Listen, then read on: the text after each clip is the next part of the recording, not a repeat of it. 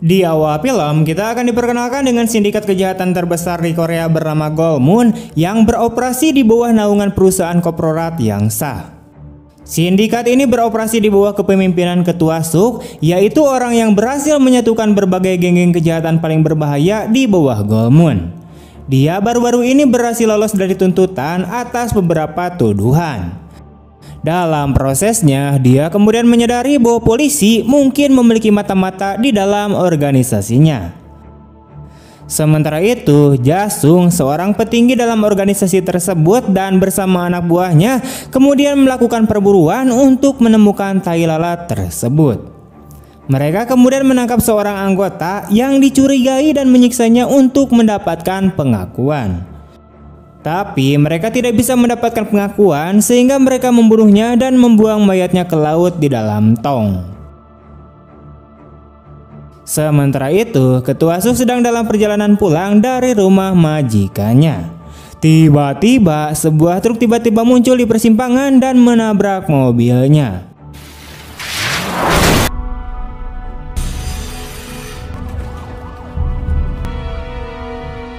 Beruntung, unit gawat darurat berhasil tiba tepat waktu dan kemudian membawa Presdirsu ke rumah sakit. Berita tentang hal itu pun dengan cepat menyebar dan seluruh organisasi berkumpul di rumah sakit. Jasung kemudian bertemu dengan Jonggo, yaitu salah satu dari 3 pemimpin tertinggi di bawah Ketua Suk. Dia kemudian pergi ke bandara untuk menyambut pemimpin lainnya yang bernama Chung yang baru saja kembali dari Shanghai. Chung adalah orang yang agak ekstrentik, namun ia menganggap Jasung sebagai teman dekatnya karena mereka sudah saling mengenal sejak lama. Dalam perjalanan menuju ke rumah sakit, Chung memberikan Jasung sebuah jam tangan sebagai hadiah untuk merayakan kehamilan istrinya. Namun Jasung menolak hadiah tersebut karena jam tersebut adalah merek tiruan dan mengejeknya karena membelinya. 짝퉁? 야, 이 씨바스. 품질 보증서도 있는 거거든. 봐봐요. Sebagai orang yang ekstrentik, dia kemudian melampiaskan kekesalannya pada bawahannya karena mengatakan bahwa jam tangan itu terlihat nyata. Singkatnya, semua pemimpin organisasi kini telah berkumpul di rumah sakit untuk menunggu hasil operasi. Para dokter kemudian keluar dari ruangan operasi dan mengumumkan bahwa Ketua Suk telah meninggal dunia.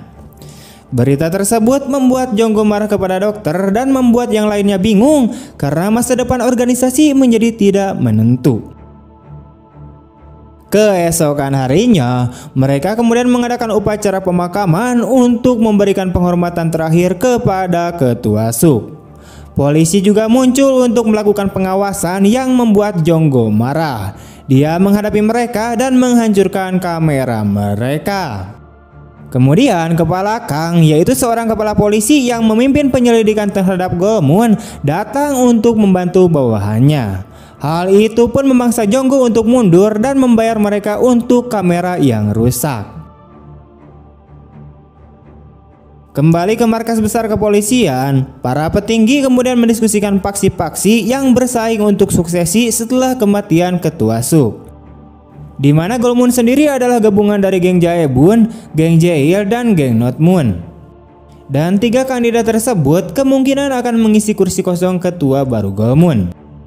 Kandidat pertama adalah Chung yang didukung oleh geng Notmun dan memiliki hubungan dekat dengan Triad dan sering mengelola bisnis di luar Korea. Kandidat kedua adalah Jonggo yang didukung oleh geng Jaebun yang paling terkemuka dan dekat dengan Ketua Suk. Kedua kandidat ini adalah yang paling mungkin untuk mengisi kursi yang kosong karena mereka adalah pemimpin yang paling berpengaruh di organisasi tersebut. Kemudian kandidat terakhir adalah Soki yang didukung oleh geng Jaeil. Namun Soki sudah tua dan kekuatannya tidak mungkin menandingi 2 kandidat lainnya. Polisi kemudian berencana untuk mempengaruhi proses suksesi untuk menjatuhkan mereka. 이거 작전 얘기 뭐냐? 신세계 프로젝트입니다. Di sisi lain, Jasung sedang bermain permainan papan dengan seorang wanita tidak dikenal. Dia memberitahunya tentang pertemuan dewan yang akan datang yang diadakan dalam 2 hari untuk membahas proses suksesi.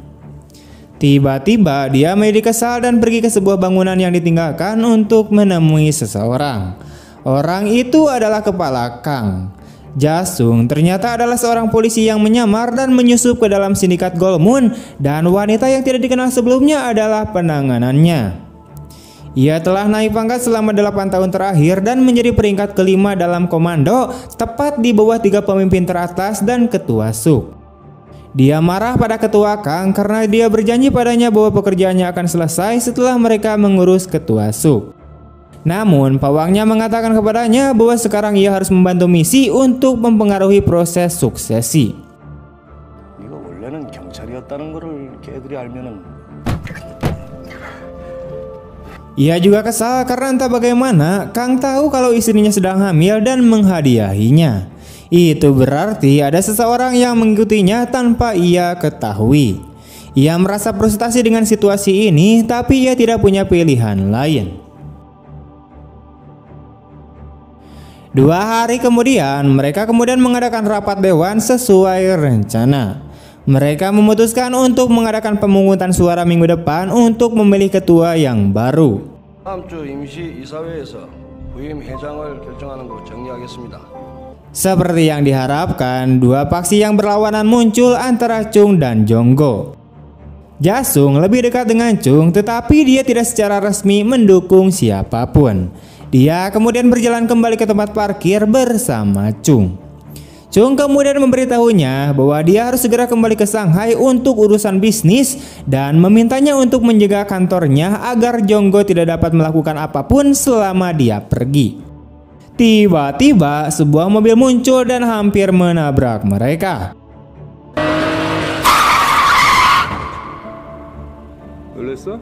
Ternyata itu adalah Jonggo yang mencoba mengacaukan mereka dan kemudian pergi.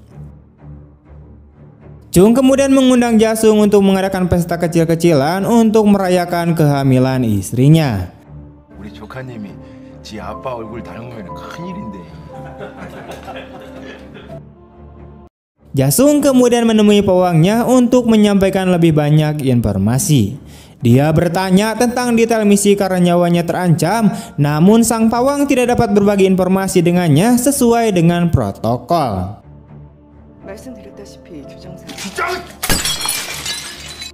Jasung hanya perlu melakukan apa yang diperintahkan yang membuatnya marah. Bahkan rekan-rekannya di sindikat lebih mempercayainya daripada rekan-rekan polisi lainnya. Tepat sebelum dia pergi, dia kemudian memberitahunya bahwa Chung akan meninggalkan negara itu besok sore. Sementara itu, Jonggo mengundang pemimpin lainnya ke kantornya dan mencoba mengintimidasi mereka untuk mendukungnya.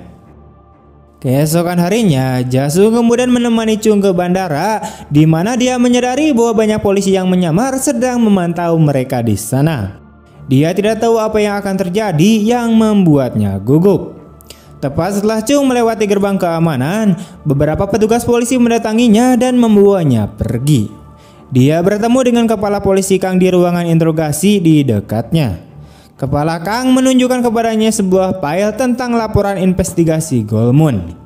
Chang menyadari bahwa berkas tersebut berisikan beberapa data internal yang hanya dapat diperoleh jika polisi masih memiliki mata-mata di dalam organisasi.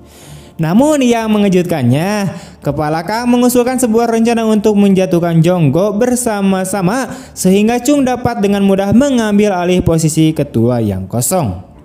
Kepala Kang kemudian menyuruhnya untuk memikirkannya selama penerbangannya. Tepat sebelum Chung pergi, dia bertanya-tanya bagaimana polisi tahu bahwa dia akan terbang ke Shanghai hari ini. Di pesawat, dia menyuruh pengacaranya untuk melakukan pemeriksaan latar belakang Chip Kang dan menyewa kelompok pembunuh bayaran untuk membersihkan tai lalat di dalam organisasi. Setelah itu, kepala Kang atau Chip Kang menyuruh anak buahnya untuk bergerak. Di sisi itu, Jonggo dan krunya sedang sarapan ketika tiba-tiba polisi menerobos masuk ke dalam restoran.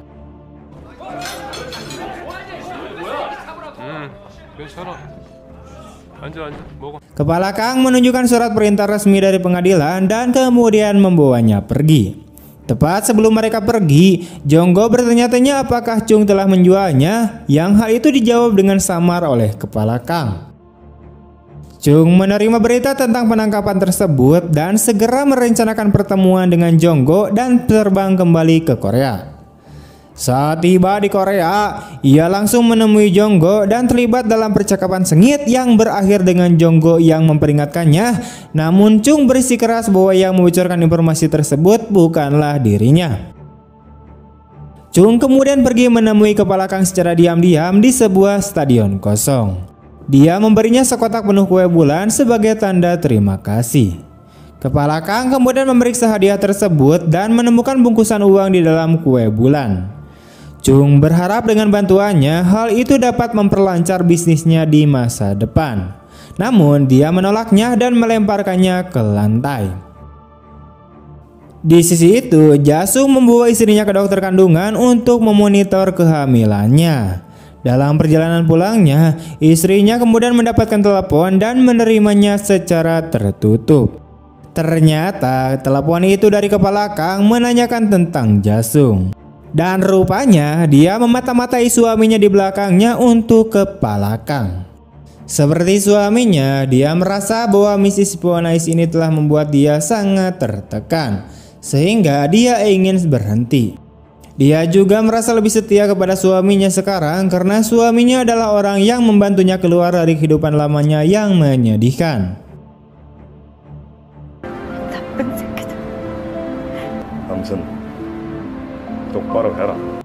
Kemudian hasil pemeriksaan latar belakang Chip Kang akhirnya tiba. Tidak hanya informasi tentang Chip Kang, hacker Cina yang disewa Chung berhasil mendapatkan informasi rahasia tentang keseluruhan misi spionage. File yang dibacanya membuat Chung terkejut. Sementara itu, kelompok pembunuh bayaran yang dipekerjakan Chung telah tiba di Korea. Mereka adalah kelompok pembunuh bayaran terkenal asal Cina yang disebut sebagai Yan Bianho Boss. Jasung tiba-tiba menelpon Chung menanyakan kedatangannya yang tiba-tiba di Korea. Chung bersikap ramah seperti biasa, lalu menyuruhnya untuk menemuinya di sebuah gudang karena ia memiliki kejutan khusus. Jasung memiliki firasat buruk, namun ia tidak bisa menolaknya. Di sisi itu, Yan Bianho Boss melakukan langkah pertama mereka. Dari file yang diretas, mereka kemudian mengetahui identitas pawang Jasung dan mengunjunginya. Dia melawan, namun para Yan Bianho Boss berhasil menangkapnya hidup-hidup. Sementara itu, Jasung tiba di gudang dan masuk ke dalam dengan bawahan kepercayaannya, yaitu bernama Sukmu. Chung kemudian menyuruhnya membuka sebuah tong untuk mendapatkan kejutan yang dijanjikan Chung di telepon. Jasung dengan hati-hati mendekati tong tersebut dan kemudian membukanya. Yang mengejutkannya, ia menemukan penanganannya di dalam dilucuti hingga ke pakaian dalamnya dan berdarah. Chung kemudian menjelaskan bahwa wanita di dalam tong tersebut yang secara rutin Jasung temui untuk bermain catur dan memberikan informasi ternyata adalah seorang mata-mata. Jasung berkeringat dingin saat Chung menyerahkan berkas misi dengan informasi rinci tentang personil yang terlibat. Chung kemudian memiliki satu kejutan terakhir untuknya dan menyuruhnya membalikan file tersebut ke halaman terakhir. Tepat sebelum dia berhasil membaca halaman terakhir, Chung mengambil sekop dan dengan kejam memukuli Sukmu. Tanpa diketahui Jangsu bahwa hanya yang paling dipercaya dalam organisasi juga adalah seorang polisi yang menyamar. Chung berhasil menemukan semua mata-mata di sekitar Jasung dan melenyapkan mereka sebagai hadiah untuknya. Hal ini membingungkan Jasung karena meskipun Chung memiliki file misi tersebut, entah bagaimana dia tahu identitas aslinya. Chung menyuruh Yan Bianho Boss untuk bersenang-senang dengan tubuh pawangnya, sehingga hal itu membuat Jasung mengambil pistol dan menembaknya untuk menyelamatkan dari apa yang akan dilakukan Yan Bianho Boss padanya.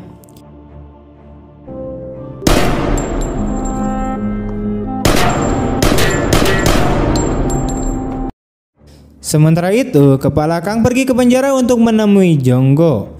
Ia memberikan foto-foto Chung dan dirinya kepada Jonggo, yang hal itu membuat Jonggo berpikir bahwa Chung lah yang menjualnya. Jonggo kemudian menyuruh anak buahnya untuk melakukan pembalasan kepada Chung. Keesokan harinya, Jasung menemui Chip Kang untuk mendiskusikan situasi ini.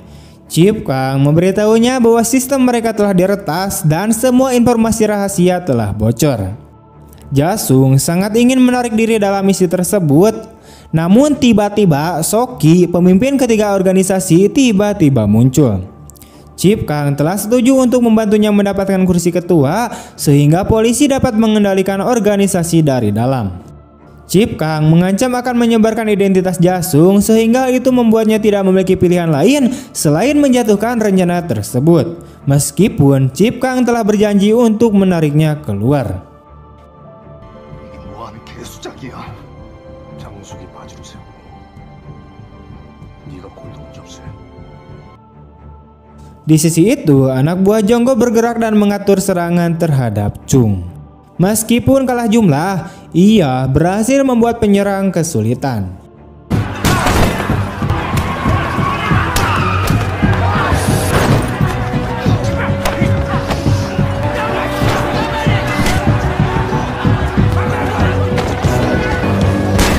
Dia terjebak di dalam lift yang penuh dengan anak buah Jonggo.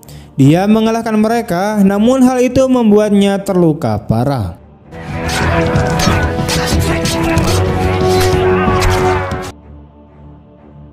Polisi kemudian datang dan membawa korban luka ke rumah sakit.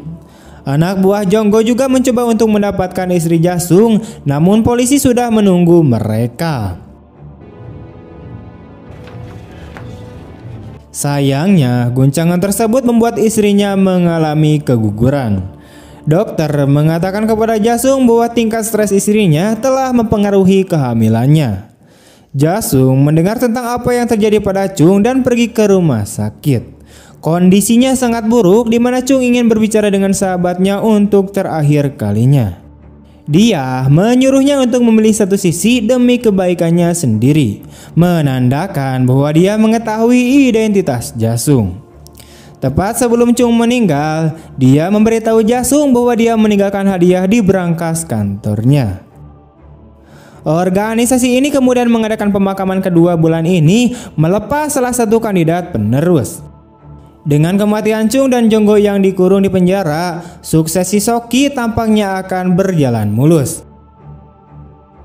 Jasung kemudian pergi ke kantor Chung dan menemukan berkasnya di dalam brankas.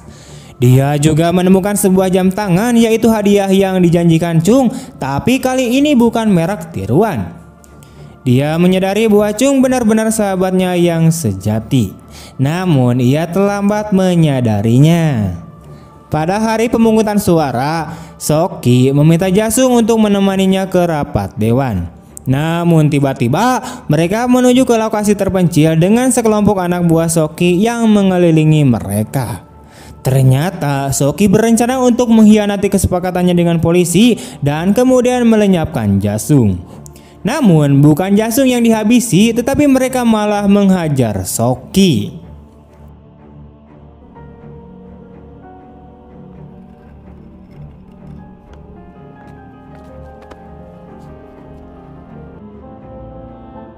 Ketiadaan Chung dan Jonggo membuat Jasung menjadi orang yang paling berpengaruh dalam organisasi.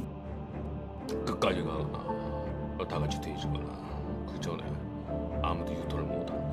Sementara itu, polisi membebaskan Jonggo hari itu juga. Dia kemudian pergi ke kantornya untuk mengetahui bahwa anak buah Jasung sudah menunggunya.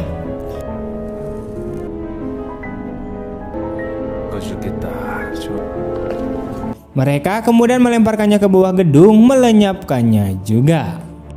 Jasung juga kemudian mengirimkan Yan Bian Hobos untuk membasmi pemimpin lain yang mendukung Soki dan kepala Kang yang telah berulang kali mengkhianati janjinya.